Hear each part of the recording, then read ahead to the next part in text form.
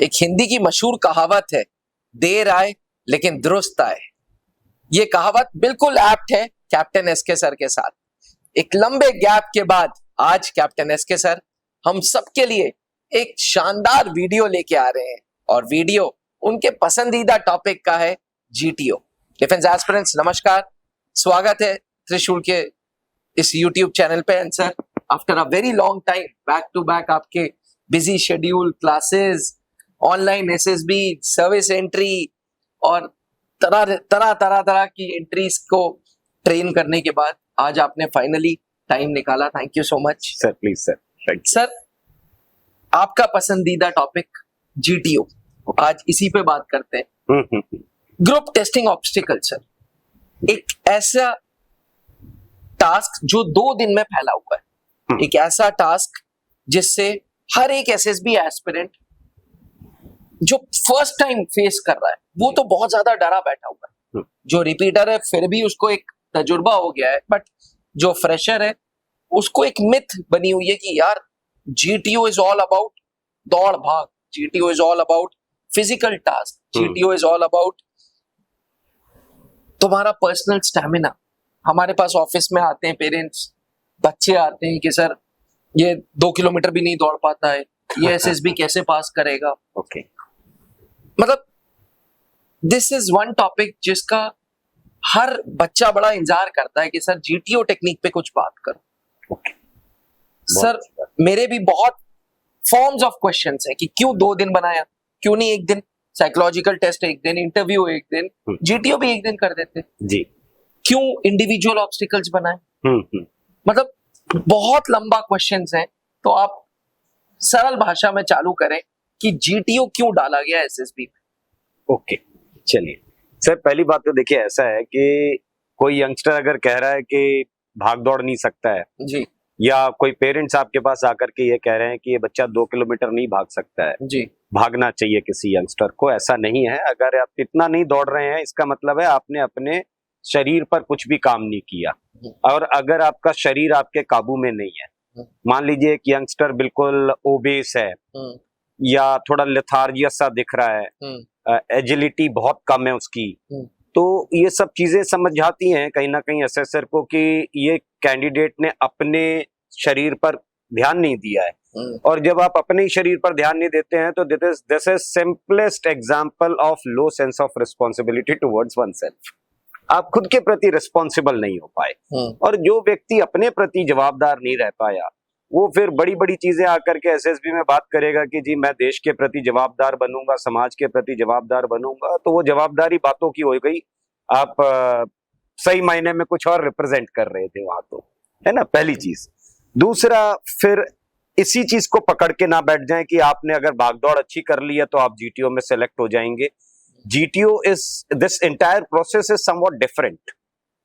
Actually this is designed on a psychological principle itself, and that is Gestalt principle. Gestalt is a German word, और इसका मतलब होता है group या shape. तो ये जो ग्रुप टेस्टिंग है जी, it is GTO process is all about individuals assessment and context of a group. This is process is divided into 2 parts. The entire process, which is having 9 different tasks in entire battery, and these 9 tasks are divided into 2 phases. Ji, One where you have to work within a group, ji, you are part of a group, and second, when you have to work alone, your individual potential will be checked over there. अब देखिए, जब ये काम शुरू होता है तो ये ग्रुप के साथ शुरू होता है।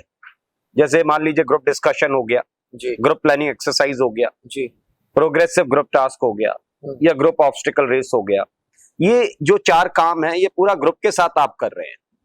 और यहां से जीटीओ को एक चीज के को समझने में आसानी होती है कि what is group behaviour of that candidate. इसका ग्रुप बिहेवियर कैसा है, वेयर मेजरली फैक्टर 2, फैक्टर 3, ये 2 फैक्टर ऐसे हैं ओएलक्यूज में जो एक दूसरे को कॉन्ट्राडिक्ट करते हैं।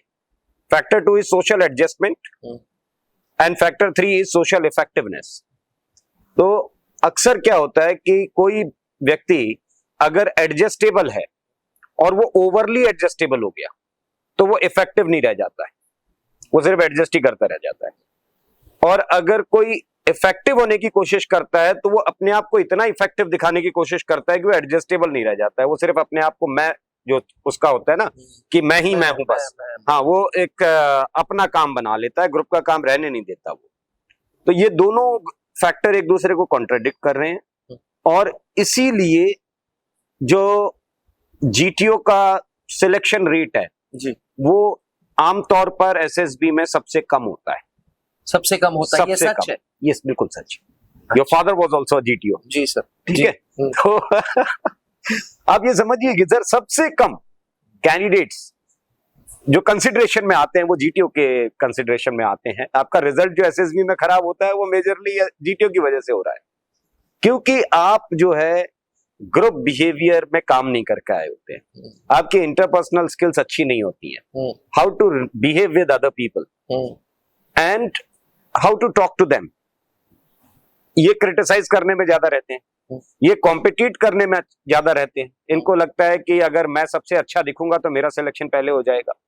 ये जो अच्छे दिखने की जो आपके दिमाग में एक कैलकुलेशन चल रही होती है, इसका एक दूसरा इंपैक्ट होता है, that is called intrapsychic stress. ये स्ट्रेस है एक प्रकार का, जिसकी वजह से आप किसी को काम करने नहीं देंगे और सिर्फ अपने आप को सबसे बेहतर साबित करने के चक्कर में ही आप आगे आगे भागते रहेंगे। मैं हूं बस, मैं ही कर रहा हूं, मैं ही करूंगा, बिल्कुल, किसी और की इंप्रेशन ना बन जाए। बिल्कुल बिल्कुल सर। और देखिए अभिनव सर, जीटीओ का इंटरेस्ट हमेशा कंट्रीब्यूशन में होता है, कंपटीशन में नहीं होता है। जो बच्चा कंट्रीब्यूट कर रहा होगा वो बड़ी आसानी से पसंद आ जाता है। पसंद का मतलब ये रिकमेंड नहीं हुआ है, बस वो कंसिडरेशन में आ गया कि हाँ जी इसका मेंटल कंट्रीब्यूशन ठीक है ग्रुप के लिए, फिजिकल कंट्रीब्यूशन ठीक है इसका ग्रुप के लिए, इसका ग्रुप बिहेवियर ओवरऑल ठीक है, ये ग्रुप में काम करने लायक व्यक्ति है। और फिर आगे देखेंगे इंडिविजुअल पोटेंशियल कि आप आगे अपने अंदर में कितनी काबिलियत रखते हो। तो इस तरीके से पूरे जीटीओ प्रोसेस को एक डिजाइन किया जाता है। सर अभी आपने बताया 9 टास्क, इसको थोड़ा सा कोरिलेट करते हैं स्कूल की पढ़ाई से। जी, 6-7 सब्जेक्ट होते हैं, किसी सब्जेक्ट में हम अच्छा करते हैं, किसी में हम खराब करते हैं। ओके। इन जीटीओ 9 लेक्चर्स में, 9 टास्क में कोई टास्क कैंडिडेट अच्छा करेगा, कोई टास्क वो अच्छा नहीं कर पाएगा। ये एक ह्यूमन टेंडेंसी है। भाई हम लोग भी स्कूल में जब पढ़ते थे, बाकी सारे 6 के 6 सब्जेक्ट्स में अच्छा नहीं करते थे, किसी में खराब करते थे। जी। तो क्या जीटीओ की बाय एंड लार्ज ऐसी रिक्वायरमेंट है कि 9 में अच्छा परफॉर्म करो? देखिए ऐसा है कि फिर मैंने कहा कि ये प्रोसेस ही अपने आप में अलग है। अगर शुरू में कोई कैंडिडेट मान लीजिए मेंटल कंट्रीब्यूशन ही नहीं दे पाया, जी, आपने ग्रुप डिस्कशन में बिठाया, जी, back to back 2 group discussion हुए, जी, बच्चा कुछ नहीं बोल पाया या उसका जो कंट्रीब्यूशन है, क्योंकि ये सिर्फ बोलना जानते हैं। देखिए आप 3 तरीके के कैंडिडेट देखते हैं इसमें। एक जो भाषा से बड़ा परेशान है, individual is not comfortable with language, जी, है ना, वो दबाव लेता है भाषा का, अंग्रेजी का या जो भी आप समझ सकते हैं। अब उस चक्कर में वो अपनी बात कन्वे नहीं कर पाता है, वो बैठा ही रह जाता है। वो कहता है कि सर मतलब आइडिया तो आ रहे थे, बोल नहीं पा रहा था, because he is struggling with language. फिर दूसरा एक है कि जो भाषा तो आ रही है, चलो ठीक है बोल देता है, वो अपनी बात कन्वे कर ले रहा है, बट मेजरली जो लोग कन्वे कर पाते हैं अपनी बात को, वो कन्विंस नहीं कर पाते हैं। यह कन्विंस करने वाला व्यक्ति चाहिए। There are 3 different leads and you have opted one lead, जी, you have to get other convinced on your lead. You need to be logical with your approach, with your view. You need to add some facts and figures which can support your opinion. तो आप अगर वो सब चीजें नहीं उसके पीछे रखोगे, आप कन्विंस नहीं कर पाओगे। अब आप सिर्फ अंग्रेजी बोल रहे हो और बोलते हो सर मैंने तो पार्टिसिपेट भी किया था, तो आपने सिर्फ कन्वे किया था, कन्विंस करने का तो अप्रोच ही नहीं था, आपका वो कंट्रीब्यूशन नहीं गिना जाएगा। अच्छा, फिर उसके बाद देखिए ग्रुप प्लानिंग एक्सरसाइज, फिर एक ग्रुप डिस्कशन होने वाला है जहां पर आपकी प्रैक्टिकल कैलकुलेशंस देखी जा रही है। इससे पिछले ग्रुप डिस्कशन में जो आप कंट्रीब्यूशन दे रहे थे, दैट वाज समवेयर कि आप फैक्ट्स, अपडेटेड डेटा जो है उसको ऐड कर रहे थे, बट यहां पर आपकी प्रैक्टिकल कैलकुलेशंस है, कितना दूर जाना है, what is the scale given to us, है ना, what mode of transportation we can look for, whether my solution is realistic in approach और नॉट। अब ये सारी चीजें जब देख लेते हैं आप, तो यहां से अब 3 ग्रुप डिस्कशन हो गए, 3 बार ग्रुप में आपने एक ऐसा काम किया है जहां पर आप सिर्फ बैठ करके बात कर रहे थे, है ना, बिल्कुल, और आपने इस बातचीत में कोई कंट्रीब्यूशन ग्रुप को दिया ही नहीं। तो ये तो मान लिया गया कि आपका मेंटल कंट्रीब्यूशन इस ग्रुप को नहीं मिल पाया। If you want to become an officer and you fails to provide mental contribution to your group members, you are not fit for this organisation. तो आप ऑलमोस्ट पिक्चर से बाहर हो चुके हो। फिर आगे चांस नहीं बनते कि आप ये मत सोचना कि आगे कुछ अच्छा कर लेंगे, 2 टेस्ट बिगड़ गए मेरे, आगे ठीक हो जाएगा। आप पिक्चर से नॉट कंसिडरेबल बनते जा रहे हो और ऑलमोस्ट बन चुके हो।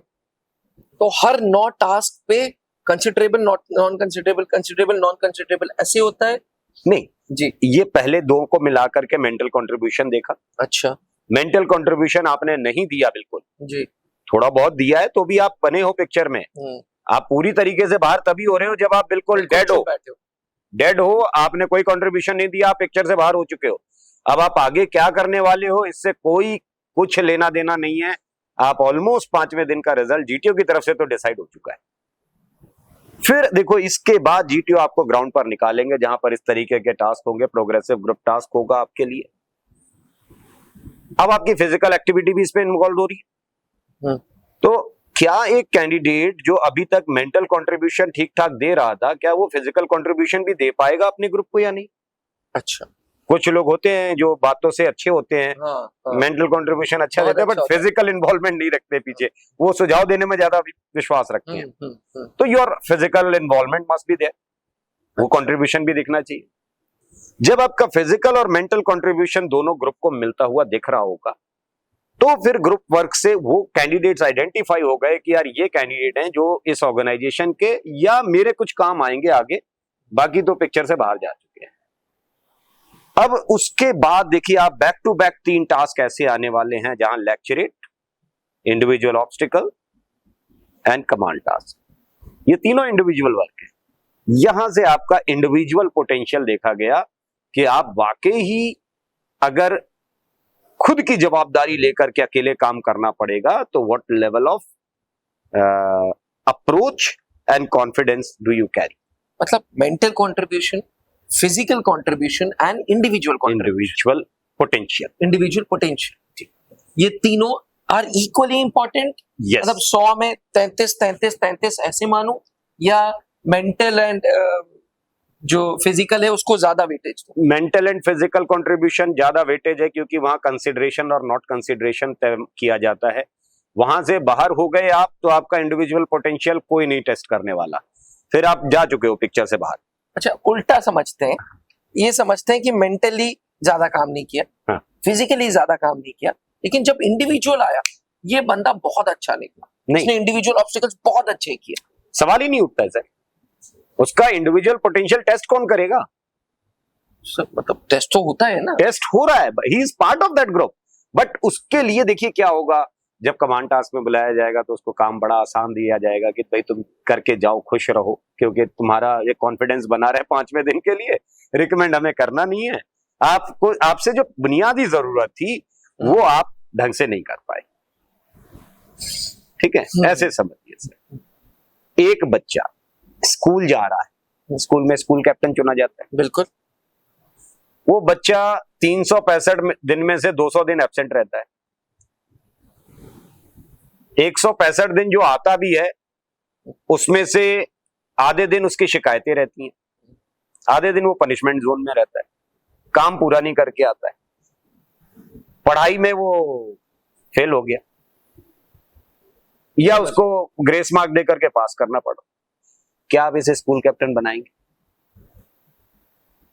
स्कूल कैप्टन तो बाद की बात आई ना, पहले तो जो बुनियादी रिक्वायरमेंट है स्टूडेंट से वो देखी जाए कि एज ए स्टूडेंट आपका जो अटेंडेंस ठीक हो, आपका कंडक्ट डिसिप्लिन ठीक हो, आपके जो एज अ स्टूडेंट आपसे जो रिक्वायरमेंट है वो आपकी ठीक ठाक होनी चाहिए, फिर देखेंगे आगे आप कैप्टन बन रहे हैं नहीं बन रहे हैं, स्कूल कैप्टन है कि नहीं है। बिल्कुल बिल्कुल। अब मैं ये गलतफहमी छोड़ दूं कि जी मैं आऊंगा नहीं स्कूल, मैं ये काम नहीं करूंगा, मैं वो काम नहीं करूंगा, एक आधा काम मैं बहुत अच्छा करता हूं, मेरे को स्कूल कैप्टन बना दो। भाई मेरा जो बेसिक रिक्वायरमेंट है एज अ स्टूडेंट वो तो पूरा चाहिए ना। इस ऑर्गेनाइजेशन की जरूरत क्या है? This organisation is not working on individual based objectives, ये ग्रुप वर्क है। तभी रेजिमेंट्स की तारीफ हो रही है, तभी एयरफोर्स के स्क्वाड्रन्स की तारीफ हो रही जी है। हाँ, अगर एक बंदे की नहीं है, एक बंदे का तो कुछ होता ही नहीं है फौज में, और आप अपने अकेलेपन से बाहर नहीं आ पाते हैं। आपका मतलब जो मोटो है फौज का, that is service before self, आपका मोटो ही एसएसबी में अलग दिखाई दे रहा होता है। आप सेल्फ बिफोर सर्विस के मोटो के साथ काम कर रहे होते हैं तो कैसे चलेगा? अच्छा, आजकल इतनी कोचिंग्स हो गई हैं, मतलब डिजिटल जमाने में हर बंदा जो 2-4 बार एसएसबी करके आया है, कॉन्फ्रेंस आउट है, वो कोचिंग खोल के बैठा हुआ है जी। मतलब कहता हूं मैं अक्सर, आपके साथ भी बोलता हूं कि डिजिटल एरा में गाइडेंस से ज्यादा मिस गाइडेंस है, बहुत ज्यादा, बहुत है। तो वो यूट्यूब चैनल्स पे हैं, ऑनलाइन चैनल्स है, कोचिंग्स भी हैं। कुछ वो लोगों ने कोचिंग खोलनी है जिनको खुद को, जो सिविलियंस हैं, जिनका कोई रिश्ते नाते नहीं है फौज से, लेकिन ऐसी कोचिंग में जब बच्चे जाते हैं तो उनको सिखा दिया जाता है कि भाई ग्रुप डिस्कशन में ये करो, ग्रुप प्लानिंग में ये करो, ऐसे करो, ऐसे करो, ऐसे करो। वहां पे जाके ऐसे कैंडिडेट्स क्यों नहीं परफॉर्म कर पाते? सर देखिए ऐसा है कि जब कैंडिडेट इस लाइफ को चुने, इस मकसद की तरफ देखें, तो सबसे पहली बुनियादी, मैं कहता हूं कोई टेक्निक काम नहीं आती है भाई। अगर कोई यंगस्टर टेक्निक सीखने जाता है किसी कोचिंग में, वो सबसे बड़ी गलतफहमी में जी रहा है, क्योंकि इतनी टेक्निक जो आपको सिखा रहा है, अगर उतनी टेक्निक वो जानता था तो वो खुद क्यों नहीं रिकमेंड हुआ? मैं देखता हूं कोई बता रहा है एसएसबी पास करने के फॉर्मूला, फिर कोई बता रहा है जी 100% assurity, 100% assurity. Let me clarify it to all candidates, even chief of army staff can not give you 100% assurity यार। चीफ ऑफ आर्मी स्टाफ भी नहीं दे सकते हैं, अगर उनका भी बेटा जाएगा तो उसी प्रोसेस से जाएगा। And I know many selection centre commandants जिनके बेटे एसएसबी में गए और वो रिकमेंड नहीं हो पाए। वो देखो खुद असेस कर रहे थे, सेंटर कमांडेंट थे। कितने ऐसे जीटीओज हैं, even your father was a GTO, है ना? तो क्या अगर कोई टेक्निक होती तो वो अपने बेटे को टेक्निक नहीं सिखाएंगे? मैं जीता जा रहा एग्जांपल हूं मैं। आप गलत फहमी में जी रहे हैं। पहली बात तो ऐसा कुछ नहीं होता है। एवरीडे लाइफ को अच्छा रखो अपनी।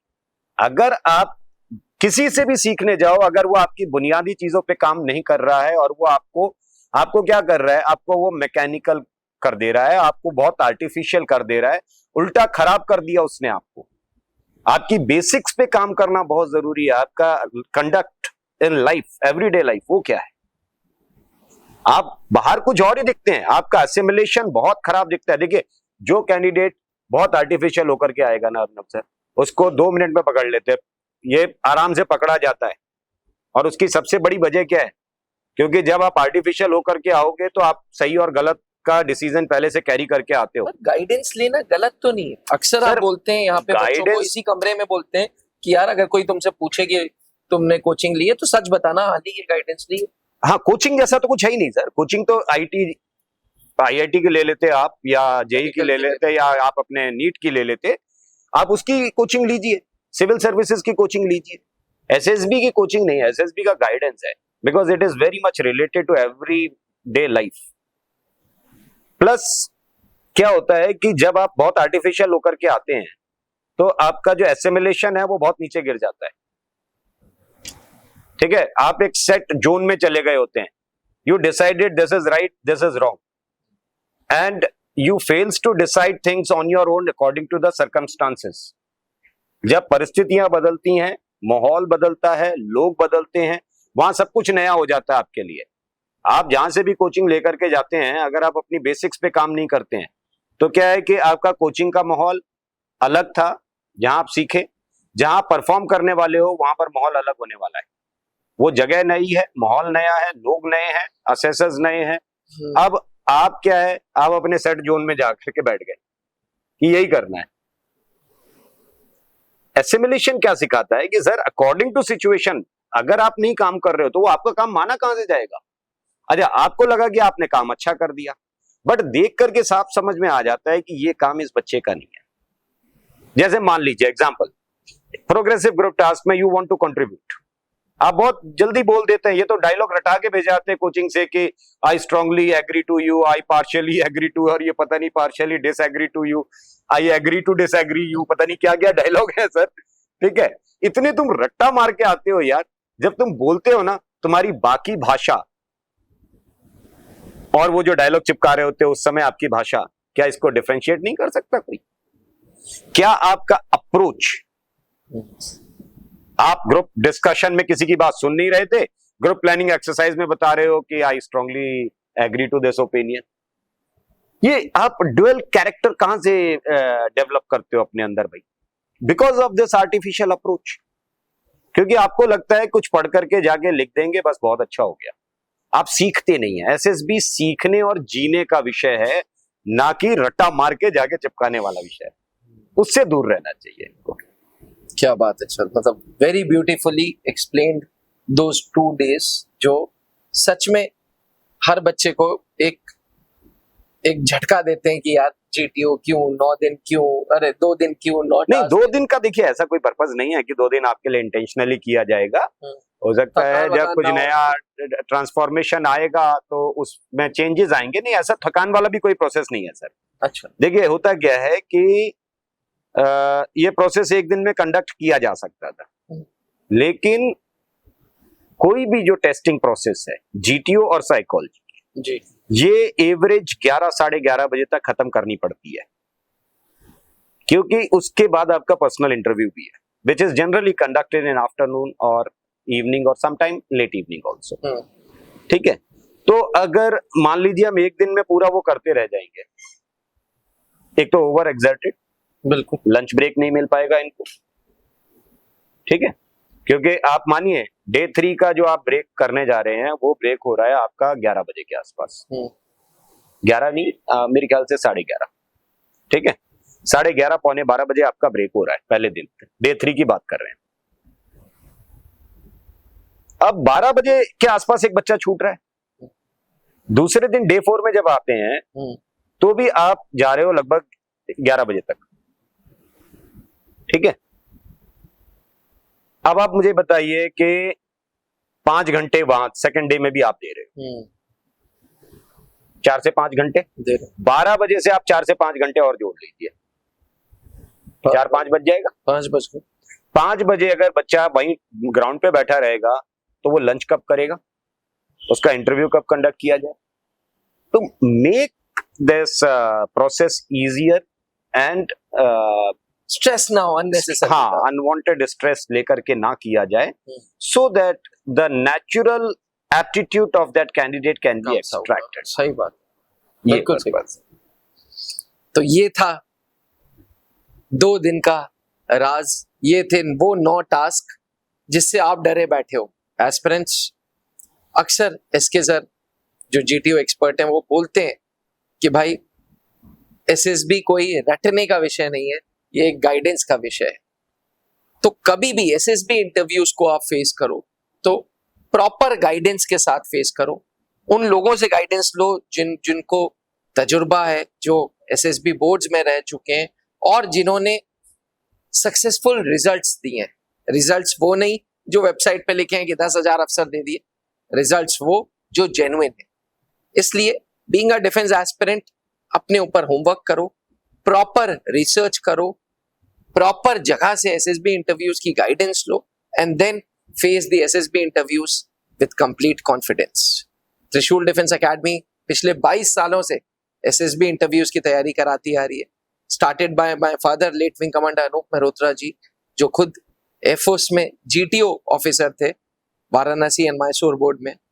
उनके अनटाइमली डिमाइस के बाद कर्नल पंकज मेहरोत्रा सर जो एसएसबी बोर्ड्स में डिप्टी प्रेसिडेंट रह चुके हैं, सीनियर इंटरव्यूइंग ऑफिसर रह चुके हैं वो, एंड कैप्टन एसके सर जो जीटीओ एक्सपर्ट रह चुके हैं, इनके गाइडेंस में एसएसबी इंटरव्यूज के ऑफलाइन बैचेस प्रयागराज ब्रांच में मिलेंगे आपको। आप हमारे हेल्पलाइन नंबर पे कॉल करें एंड सही गाइडेंस लें। रिजल्ट्स और नो रिजल्ट्स इसकी हम कोई गारंटी नहीं देते कि त्रिशूल आओ तो रिकमेंडेशन पक्का, बिल्कुल नहीं। हमारे अभी 4% 5% पास रेट है, लेकिन यस आवर स्टूडेंट्स डू से कि भाई गाइडेंस सही मिली। सर एसएसबी का ही 4% है, 5% मतलब बहुत अच्छा होता है, ठीक है। लोग तुम्हें 100% भी गिनाते हैं, वो उनके चक्कर में मत पड़ना, क्योंकि 100% वाले लोग ज्यादा खतरनाक हैं, क्योंकि अपना तो 0% था, तो चलो दूसरों का 100% बोल देते हैं, क्या फर्क पड़ता है। इसी के साथ इजाजत दीजिए। अगर आपने अभी तक चैनल को सब्सक्राइब नहीं किया है तो do subscribe the channel. Thank you, जय हिंद। Thank you sir. Please sir. अब डिफेंस एग्जाम क्रैक करना हुआ और भी आसान, त्रिशूल डिफेंस एकेडमी लेकर आए हैं बिल्कुल ही एडवांस लर्निंग ऐप। तो आज ही ज्वाइन करें और स्टार्ट करें अपनी ऑनलाइन क्लासेस।